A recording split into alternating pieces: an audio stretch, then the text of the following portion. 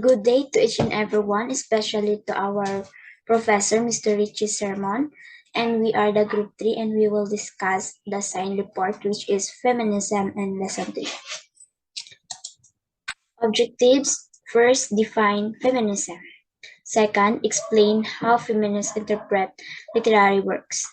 Third, discuss the significance of feminism interpreting a literary work.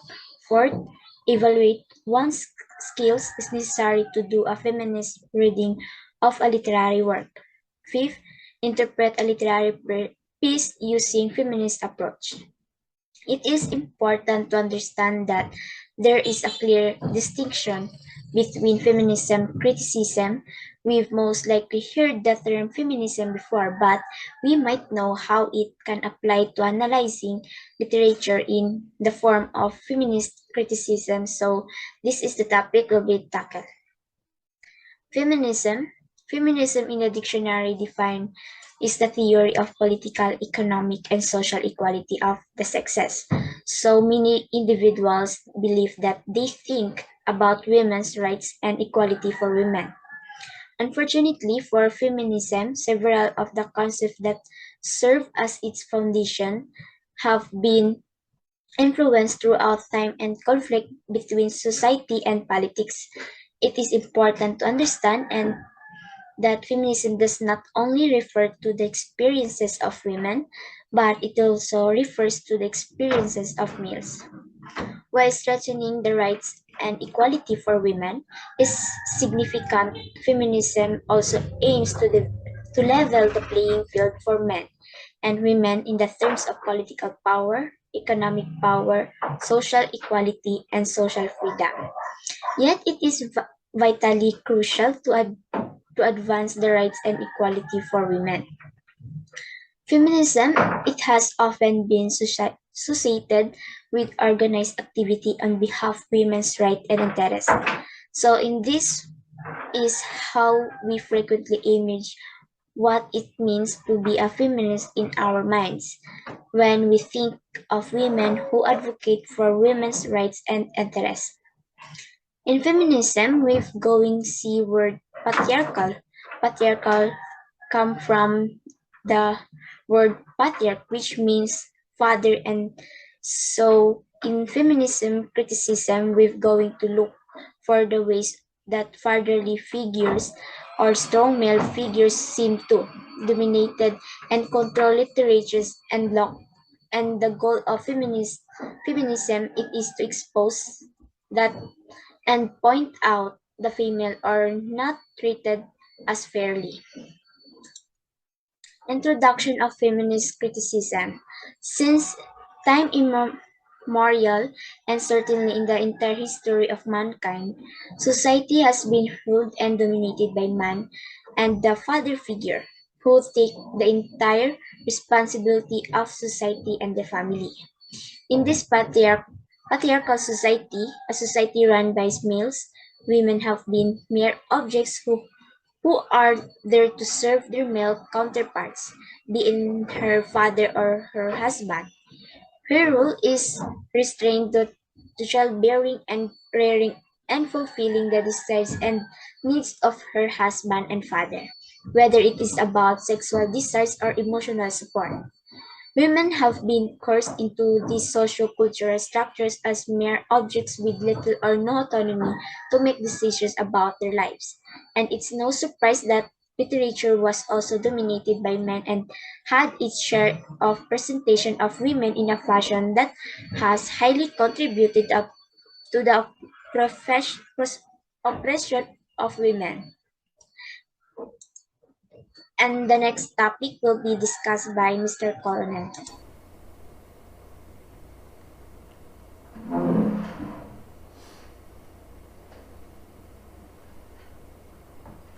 Male bravery in epic.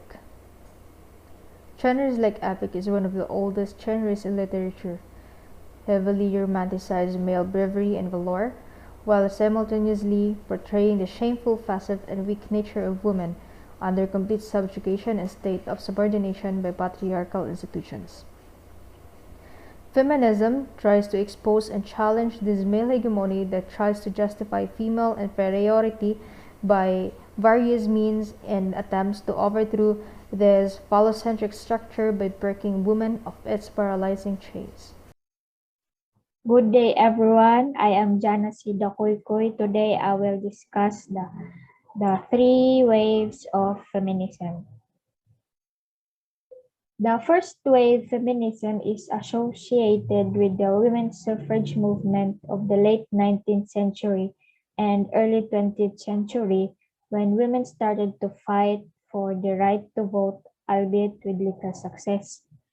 So the first wave happened during the late 19th century and early 20th century, or in the year 1848 to 1920, along with the movement, which is the women's suffrage, or the time when women came up with a resolution asking for specific rights such as right to vote.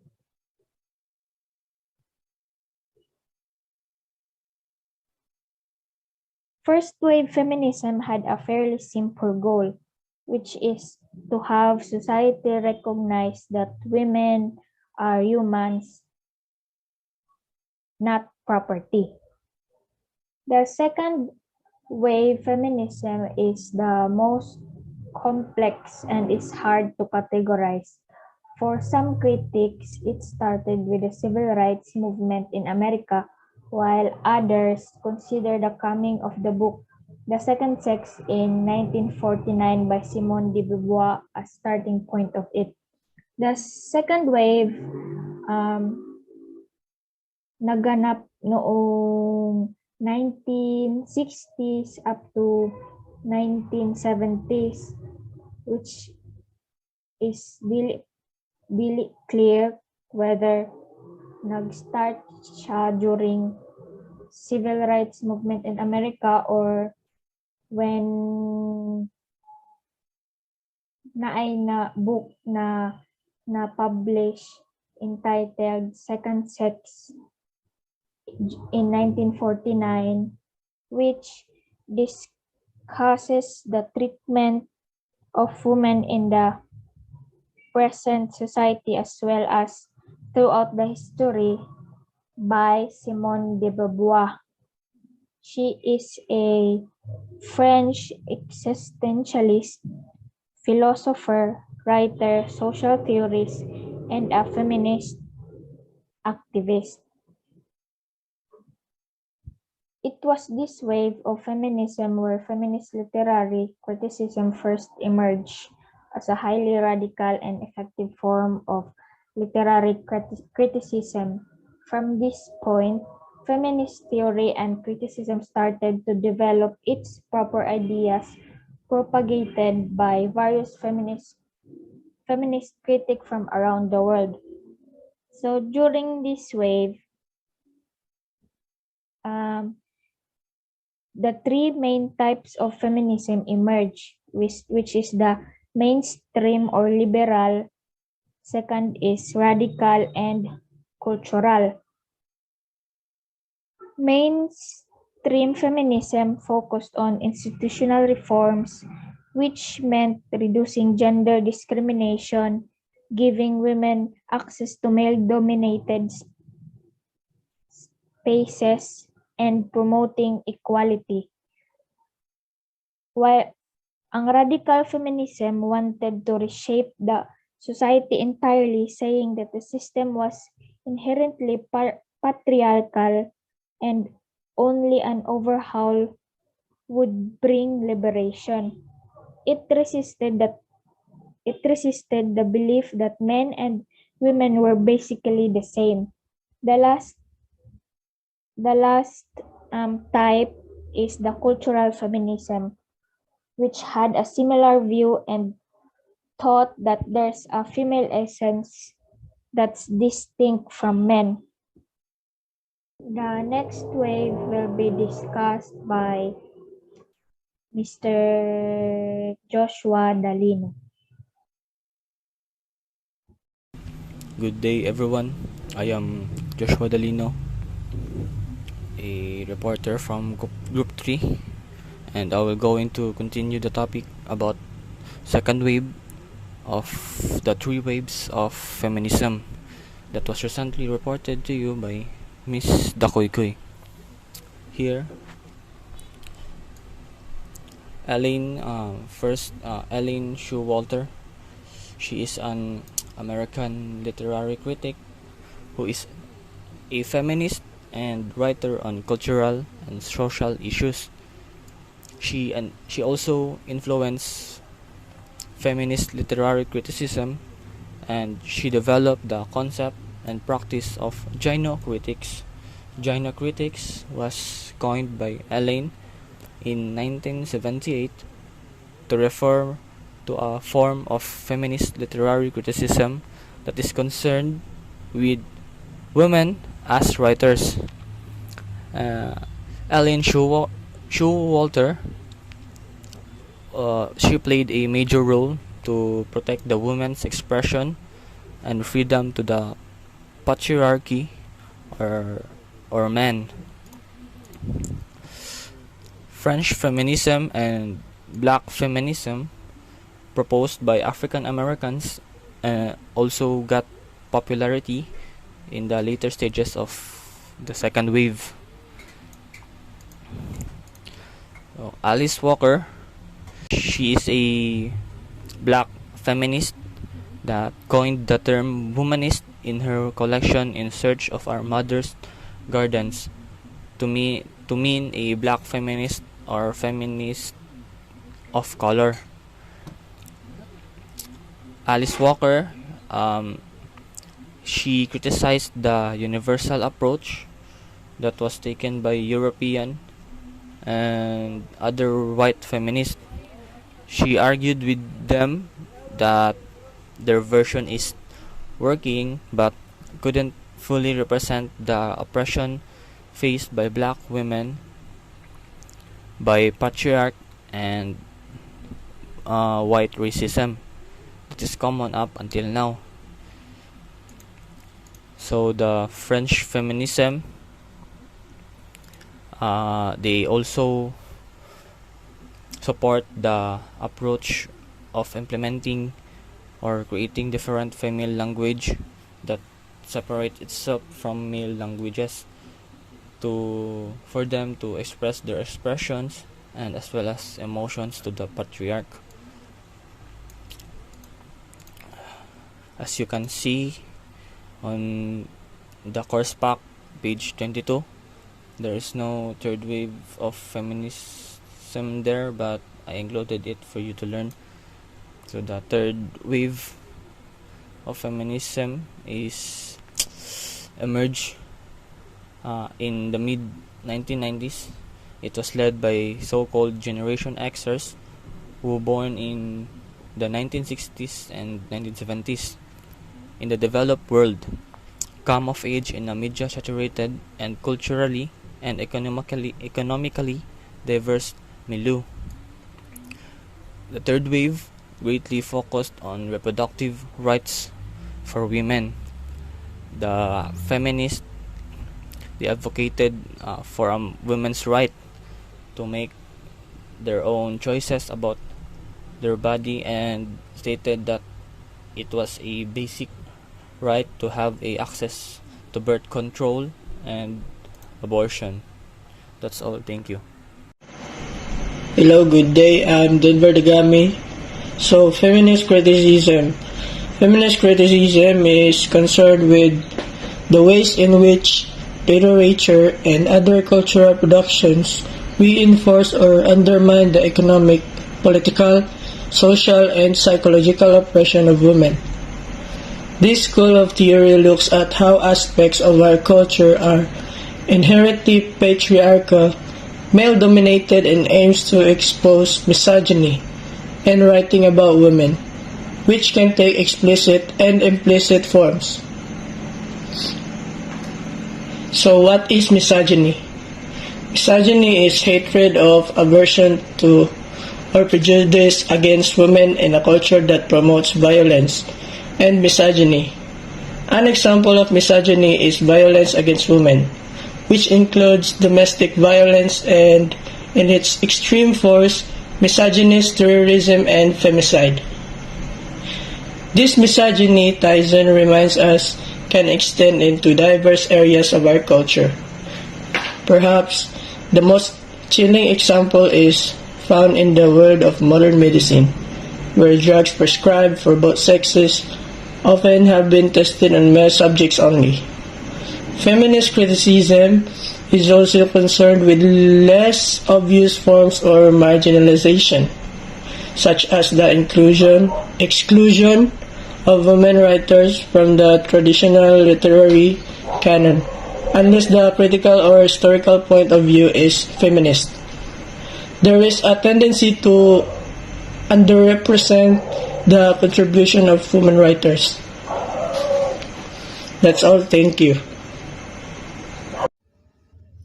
Good afternoon, sir. Good afternoon, classmates. I am Rica de la Serna, and I will be discussing about the common space and feminist theories. Almost all modern societal structures are patriarchal and are constructed in such a way that men are the dominant force in making the majority of political, economic, and cultural decisions. In large part, this is the case due to colonization and imperialism by Europeans. Part of the cultural erasures perpetrated by imperialism involve eliminating the many existing matrilineal societies across the world and institute Western patriarchy instead. Feminist focuses on the idea that since women comprise one half of the world population, true social progress can never be achieved without the complete and spontaneous participation of women. Through the number of different approaches exist in feminist criticism, there, I- there exist some areas of commonality. This list is accepted from Tyson. First, women are oppressed by patriarchy economically, politically, socially, and psychologically. Patriarchal ideology is the primary means that women are oppressed. Oppressed means subject harsh authoritarian treatment or abuse of power authority. Example of that is slavery. The refusal to allow women to inherit and own property, the denial of equal rights to people with disabilities, and the involuntary commitment of people who deviate from social norms. The second, the second one is in every domain where patriarchy reigns, woman is either she is marginalized, defined only by her difference from male norms and values. The most apparent part of the patriarchal society is that all institutions have unspoken or spoken rules put in place which results in privilege of men. This means that male superiority is consistently upheld from traditions, values, and rituals to formal institutions such as governments and laws. Women's sole role is to follow this institution without complaint. All of Western Anglo European civilization is deeply rooted in patriarchal ideology. For example, in biblical portrayal of Eve as the origin of sin and the death in the world. While biologically determines our sex as a male or female, cultural determines our gender scales of masculine and feminine. In our society, women are always portrayed as weak, emotional, and neurotic, while men are expected to be strong, aggressive, and dominant. which are depicted from both their external and appearance and internal qualities. All feminist activities, including feminist theories and literary criticism, has as its ultimate goal to change the world by prompting gender equality. The gender equality and the women empowerment of GEWE plan of 2019 to 2025, one of the feminist activity here in the Philippines, which covers 4 years of Philippine Development Plan or PDP of 2017 to 2022, and the remaining years of Philippine Plan for Gender Response Development or PPGD of 1995 to 2025. Concretize President Rodrigo Duterte's commitments to fully implement the Magna Carta of Women. It moves the country closer to achieve the long-term vision of gender equality and women's empowerment as articulated in the PPGD of 1995 to 2025. Facilitate the implementation of the country's international commitments to gender equality and the women empowerment, particularly the Convention of Elimination of All Forms of Discriminations against Women or CEDAW. And lastly, gender a,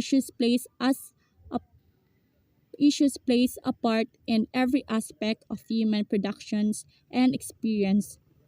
The example of gender issues are gender equality, gender bias, and pure access to health care, including the production and experience of literature, whether we are consciously aware of those issues or not. That's all. Thank you. Good day, sir. I am Jan Madenay, and I'll continue discussing about common space in feminist theories. Feminist criticism has in many ways followed what some theorists call the three waves of feminism. Number 1. First wave feminism, late 1700s to early 1900s, and writers like Mary Wollstonecraft, Vindication of the Right of Women, 1792, highlight the inequalities between the sexes. Activists like Susan B. Anthony and Victoria Woodhull contributed the women and suffrage movement, which leads to national universal suffrage in 1920 with the passing of the 19th Amendment. So the first wave feminism, it focused on legal issues, primarily on securing women's right to vote. Number 2. Second wave feminism, early 1960s to late 1970s, building on more equal working conditions necessary in America during World War II. Movements such as the National Organization for Women, now formed in 1966, coherent feminist political activism. Writers like Simone de Beauvoir, Le Dioxim Sexy, 1949, and Ellen Showalter established the groundwork for the dissemination of feminist theories dovetailed with the American civil rights movement. In the second wave feminism, it took place throughout the Western world and aimed to increase equality for women by building on previous feminist gains. Number 3. Third wave feminism, early 1990s, present resisting the perceived essentialist, overgeneralized, oversimplified ideologies and a white heterosexual middle class of focus of second wave feminism. Third wave feminism borrows from post-structural and contemporary gender and race theories to expound on marginalized population and experiences. Writers like Alice Walker worked to reconcile it feminism with the concerns of the black community and the survival and wellness of her people, men and women both, and for the promotion of dialogue and community as well as for the valorization of women and of all the varieties of work women perform.